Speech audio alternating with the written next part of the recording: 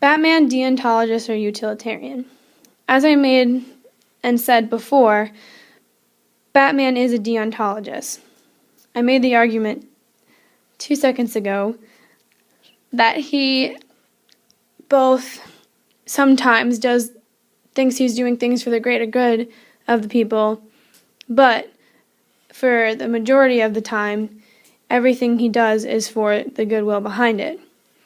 So hurting people, chasing after people, whether they're good or bad, to figure out how to stop the criminal at hand or the crisis at hand, every action he does is for not himself, but he does these actions to show that he has goodwill behind it,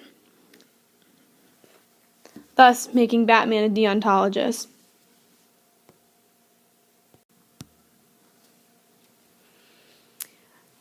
Can there be a perfect society?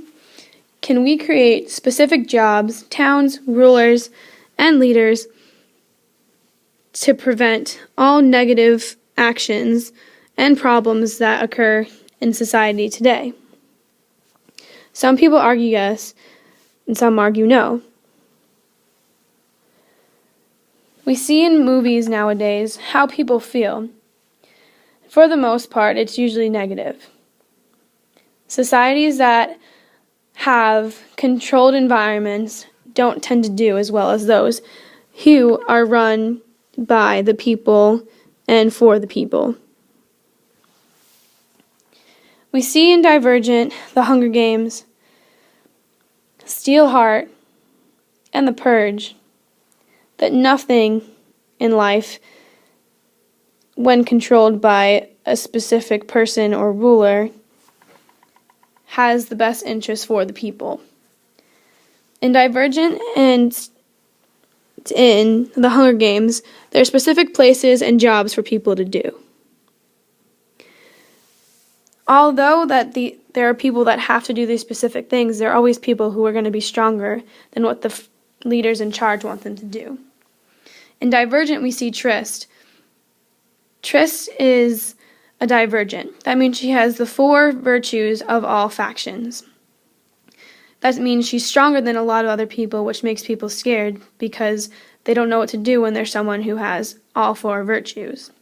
And for Katniss, she's from District 12, the lowest and poorest district in all of the districts. And she volunteered for her sister and ended up winning the Hunger Games. Tryst and Katniss are similar because they're people who have all the right values as a person and show that when there's control, these types of people can revolt against and manipulate the capital or the leader in charge. For The Purge and Steelheart, it shows that also 2 people can use their smart and wit to get through anything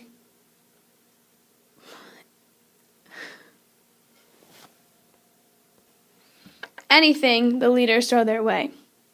In The Purge, we see that although one day of badness has 65 days of goodness, it still is not worth it because people die, and people are going to die on a daily basis, so why not have this mass murder occur when you could have murders slowly, not as quickly as one day of killing happen. This control, as you can see in Divergent, The Hunger Games, and Steelheart, is never going to work.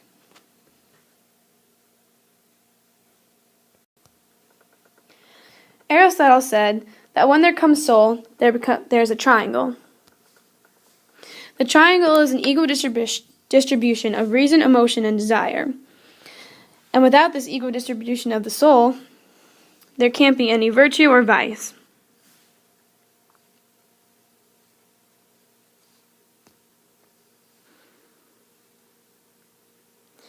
Just like yin and yang, virtue and vice need to be equal.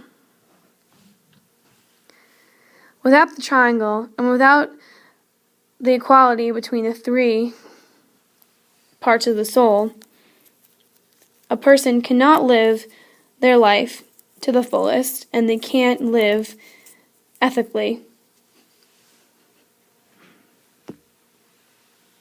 Aristotle also said that the good actions of people shed the light on the truth.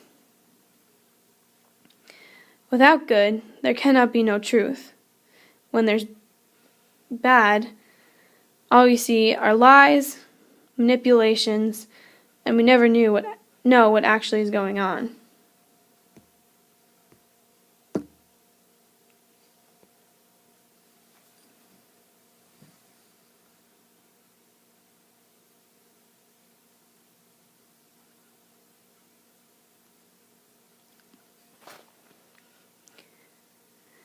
Free will is the power of acting without the constraint of necessity or fate, the ability to act at one's own discretion.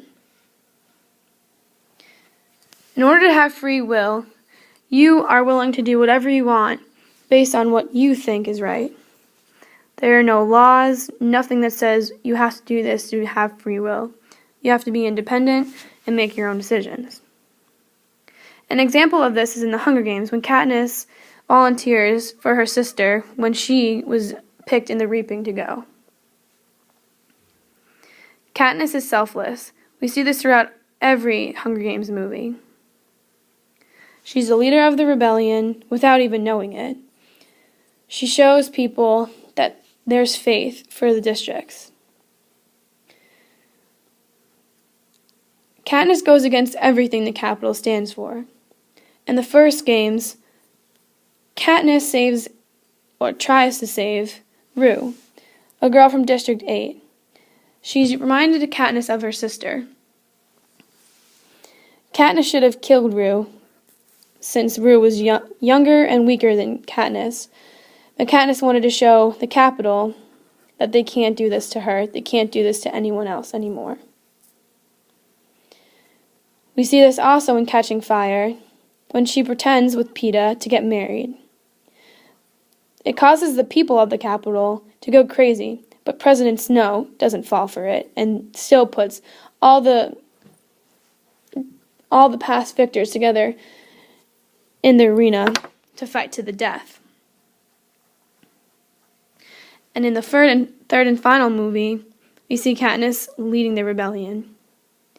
Everything she does is to revolt. She hates what the Capitol stands for, and she personally believes that the districts are stronger and can be better than the Capitol. And we see this through her actions throughout the movie.